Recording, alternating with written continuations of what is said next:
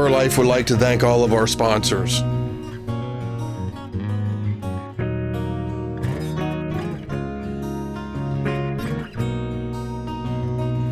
High Landings Guide Service, J3 Outdoors, Lennon's Lures, Wolf Creek Products,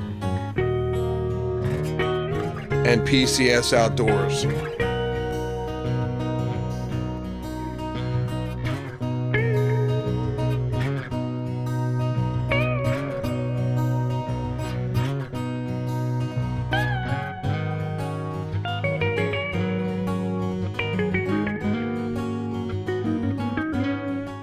It's here, the most innovative field dressing kit ever, developed by Raptor Razor. Its huge, ergonomically designed hook on the Mako cuts quick with precision. The big game Skinner cuts through the toughest of places, saves you time in the field. Each kit comes with multiple blades, completely interchangeable. It's like no other knife made. For the full line of accessories, go to our website, www.raptorrazor.com. That's www.raptorrazor.com. Fur Life welcomes Kishel's Lures and Scents. PCS Outdoors is America's best fishing, hunting, and trapping outlet, located in Oscoda, Michigan. They offer a full line of hunting, fishing, and trapping supplies, as well as tanned fur garments and products. PCS Outdoors carries an impressive line of hunting and trapping lures and scents, including Lennon's Lures. For all your hunting, fishing, and trapping needs, please check out PCSOutdoors.com. Here we are at Phoenix Composite Solutions. It's a division of PCS Outdoors.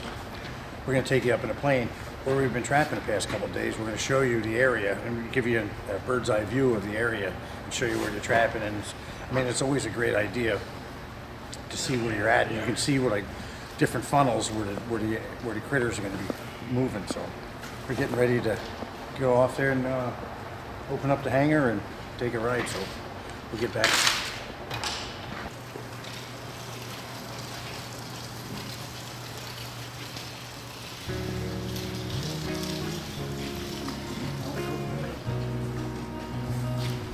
There's not much structure.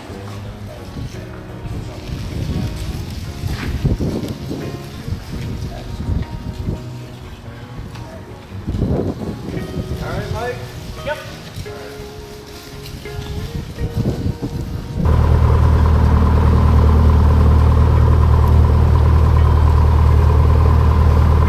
Here you can see we're taxiing right now.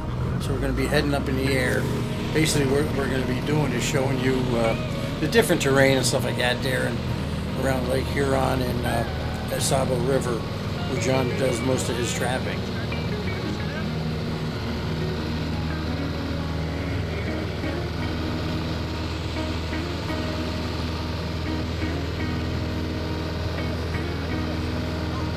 Well, here now we are in the water. You can see the terrain. I mean, it's heavy forest with lots and lots of water. We're not basically in Pennsylvania and stuff like that, where you see other places where we trap. There's a lot of farmland, and there's really not a lot of farmland around here. But there is a lot of water.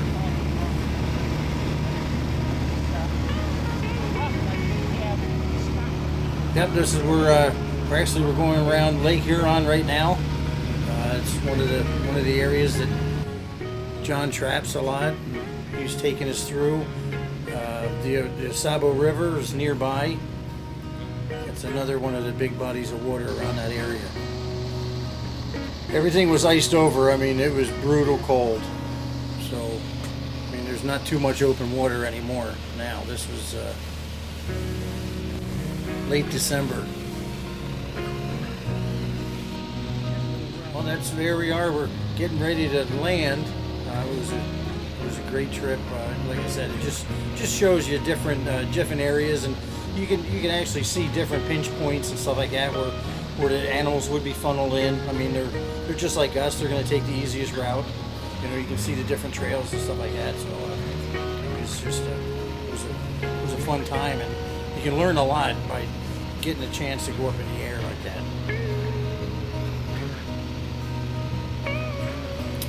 Now once we land, we're going to get ready to get back with John Shagnon and get back on the trap line.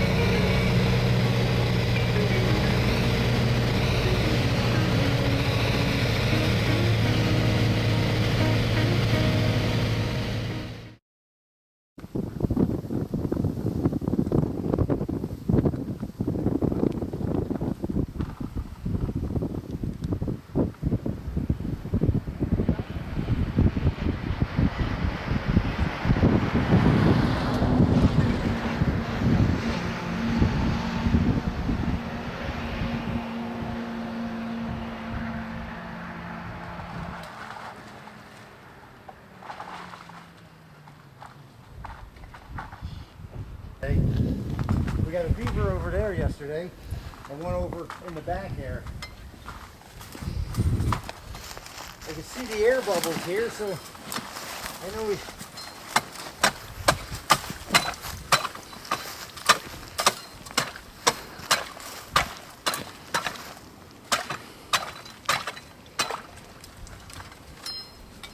Almost through. Hope he's an otter.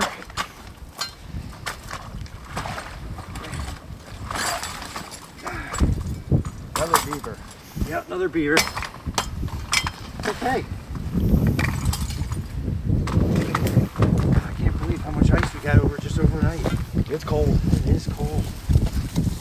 Well, you're not going to reset this one, John? Nope. Okay. Nope. That's pretty much. There's maybe one more beaver in here. But we don't care if we catch them all. Because That's right. We it's want some for nuisance next anyway. year, and so yeah. Just, I mean, the typical spot. Just there's a slough pipe. That's where everybody would trap, but there's just a little corridor right there. It's ideal.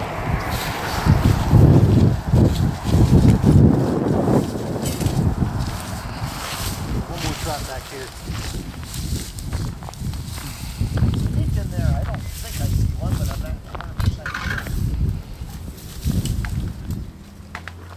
But I don't see the trap either. You know what I mean? That's the bugger. I should see the top of the trap. Exactly. So, never pulled it up yesterday, so I'll get started by one again.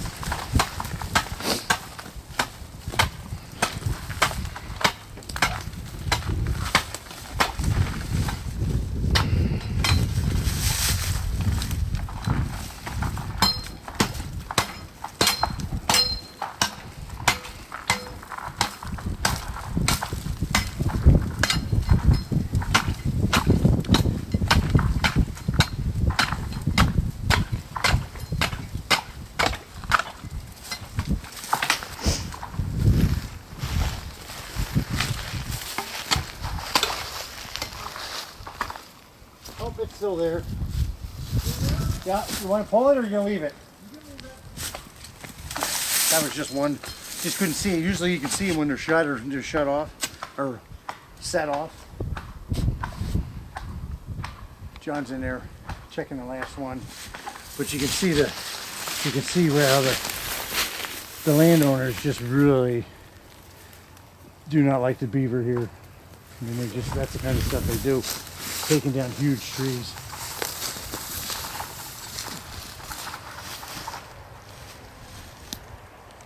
Good day. Cold. But this is one of the spots we just came back off the airplane that we showed you. The dam that we've seen is right over that way some, just a couple miles. Here in Michigan, I mean, it's basically just like parts of. You've seen areas that I do in trap in Maine, and there's water everywhere. They have a great supply of beaver, and they got a lot more muskrat than we do, though. So muskrat and mink, they got a pretty decent mink population also. It is cold. Not the biggest beaver in the world, but it's fur is fur.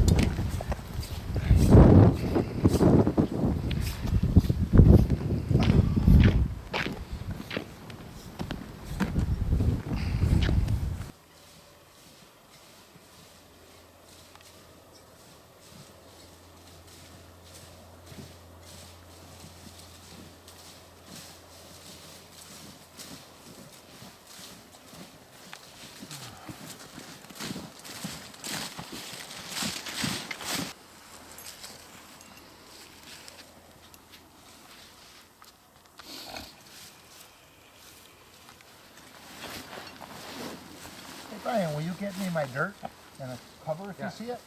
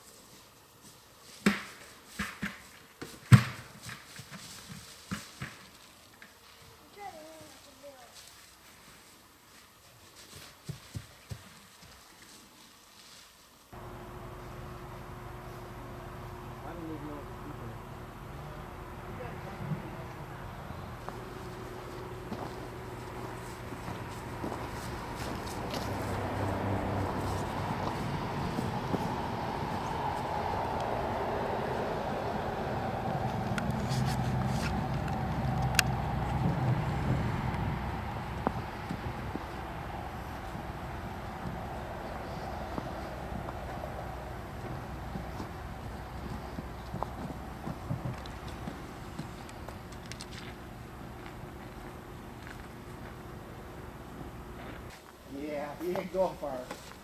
He didn't even go from the on hook of the sapling. Yeah. Well, that's just it. You have such a big. I was actually excited. I thought we had an actual canine when I seen him over there, and Coon are supposed to be sleeping now, you dummy. You want to dispatch him? No. So you just hit him in the head? Are you sure? Scent post that. Yep. Yep. Cool. The drag doesn't go far, does it? They hook right No, up. he was pre-hooked on a sapling. It didn't go anywhere. Now, if it was a coyote, it might even hold him. That's Mhm. a pretty good sapling, and I put extra chain just so I could have it away from, so I don't have to spend the day looking for animals, and it's a heavy-duty drag, so I shouldn't have to look far, and I'm anticipating frozen ground, so with those drags, when the snow starts coming, I won't have to worry about moving my sets around. I can just pop them in, and we're going to try that hay set, so hopefully we send you some pictures when the snow gets deeper with some of them canines that are eluding us here in this 2 days. Yeah, well, But- you know, it happens. It's, We're skinning just a little bit, and we get more time to socialize, and we're learning a lot from you, and glad you came up to see us in Michigan, and scenery's always yeah, good, eh? it is. It's. I love trapping other areas and seeing what other people do. It's, you know, you never quit learning. You know, it's a different area, different. Man, if the set's up there, I'm going to go up. I don't think I have one. I think we'd see it, you know what I mean? Yep. But look at that little ones that we couldn't see.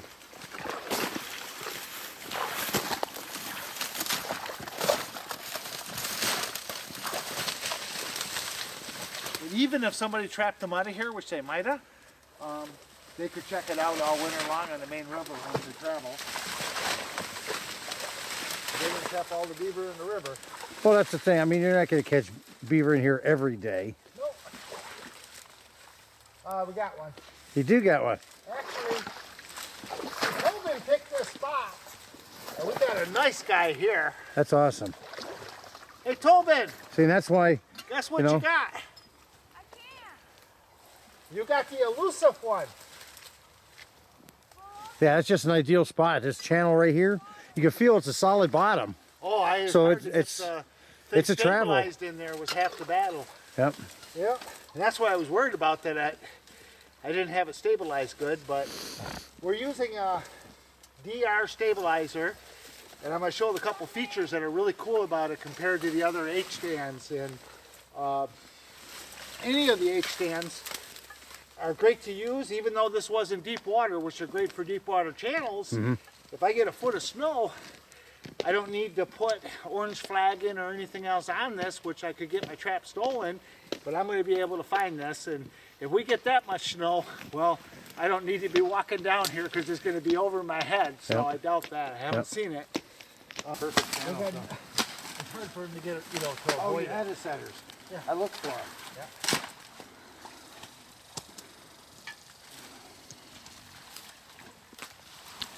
Okay, we're gonna bring our otter out.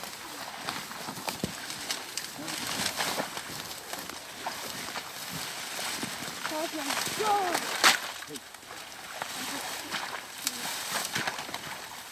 do you think, Tobin? Good. Is that a big mink or not? Otter? Okay. I was telling the, and that's, they get bigger and they get a lot smaller. So that's just a nice otter. I think the one we got a little while back, Sherry got a few days ago, was a little bigger. That's the second one this week. Yep, and I was glad we got one before you went home because we caught one just before, the day before you got here. Yeah. So, pretty cool. Using a Bridger 330. Brian commented on the hooks and he's correct. That's one of the reasons I like it. I don't like the little wire safety hooks, and the safety hooks, that's what I depend on, and that's bad when those things give out, because no matter what, when I'm setting these 330s, I always keep my hands and my body away, because you can just, when you're cold out here, you can make mistakes. So this is an Asabo aluminum trap setter, and basically it's about 1 inch longer than all the other trap setters down on the bottom part, so it makes it, let go, Tobin, let go, let go.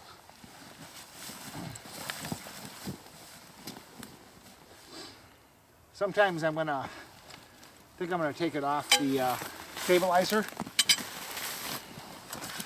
because the stabilizer was getting in the way of the springs. But you always fold those top parts of the stabilizers in case a beaver and otter isn't caught perfect like that, so you can find your trap, especially if the water's deeper.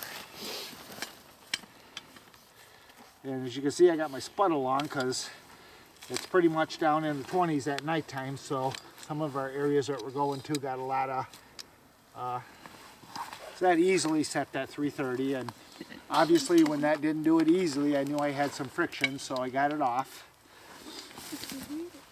Otter can be a patient game. It looks like this year, a week trapping and I'll be pulling 330s because I'm allowed 2 in this zone, so my wife's got one and I got one, so the next otter I get, I'll be pulling out.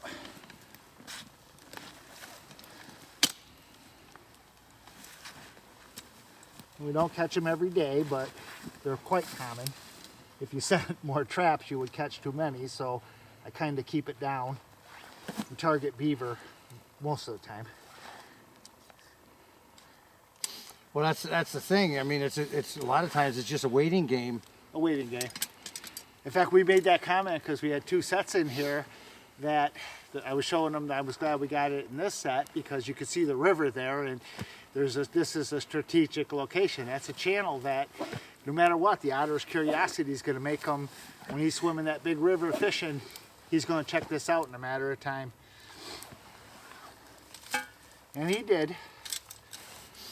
I will always set, I'll try to set as close as I can to where I'm going to carry the 330, but I'm going to set it back here because when I go in there, it's like Viet Cong. But if you can just envision the thickest cattails, and the water's about this deep, so basically, even if it freezes, the otter's still going to swim in that channel. So that's why I chose this location.